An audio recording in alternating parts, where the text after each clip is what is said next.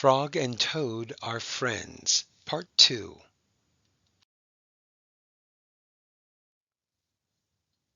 Today we're going to be looking at the third and fourth stories in this collection.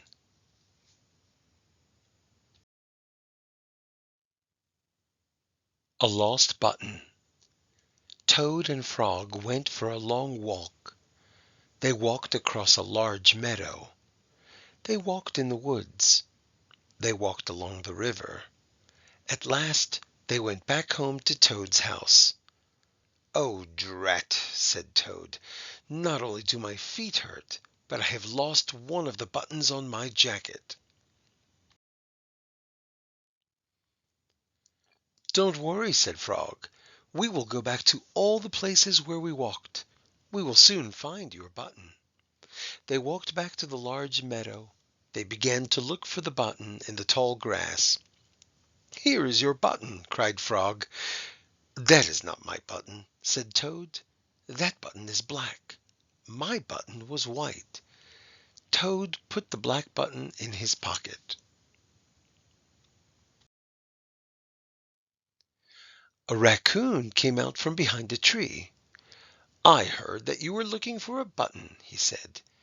"Here's one that I just found." "That is not my button," wailed Toad. "That button is square. My button was round." Toad put the square button in his pocket. Frog and Toad went back to the river. They looked for the button in the mud. "Here is your button," said Frog. "That is not my button," shouted Toad. "That button is thin. My button was thick." Toad put the thin button in his pocket. He was very angry. He jumped up and down and screamed, "The whole world is covered with buttons, and not one of them is mine." Toad ran home and slammed the door. There on the floor he saw his white, four-holed, big, round, thick button.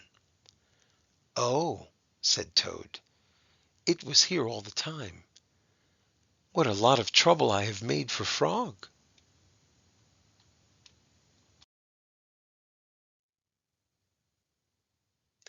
A swim. Toad and Frog went down to the river. "What a day for a swim," said Frog. "Yes," said Toad. "I will go behind these rocks and put on my bathing suit." "I don't wear a bathing suit," said Frog. "Well, I do," said Toad. "After I put on my bathing suit, you must not look at me until I get into the water." "Why not?" asked Frog.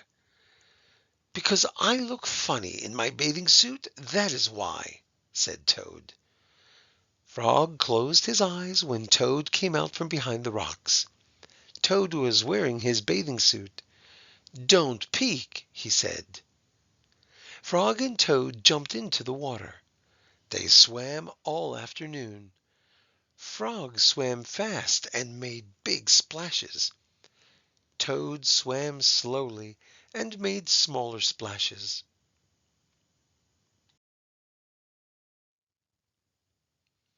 A turtle came along the river bank. "Frog, tell that turtle to go away," said Toad. "I do not want him to see me in my bathing suit when I come out of the river." Frog swam over to the turtle. "Turtle," said Frog, "you will have to go away." "Why should I?" asked the turtle.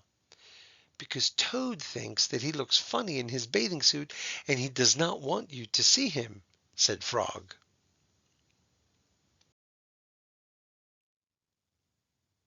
Some lizards were sitting nearby.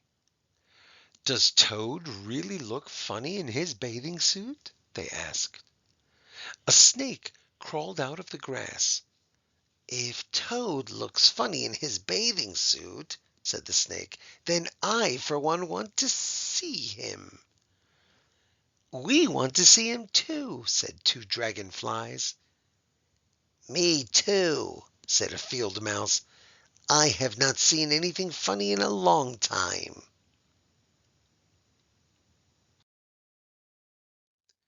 Frog swam back to Toad. "I am sorry, Toad," he said. "Everyone wants to see how you will look." "Then I will stay right here until they go away," said Toad. The turtle and the lizards and the snake and the dragonflies and the field mouse all sat on the river bank. They waited for Toad to come out of the water. "Please," cried Frog, "please go away." But no one went away.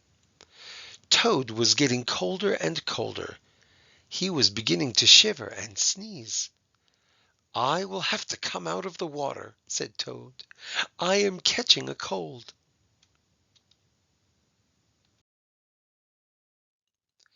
Toad climbed out of the river.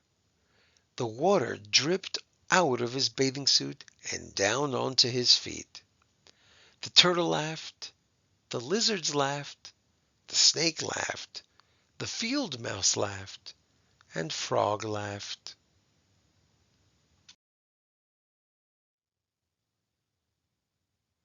Okay, there's still one more story in this book. To be continued.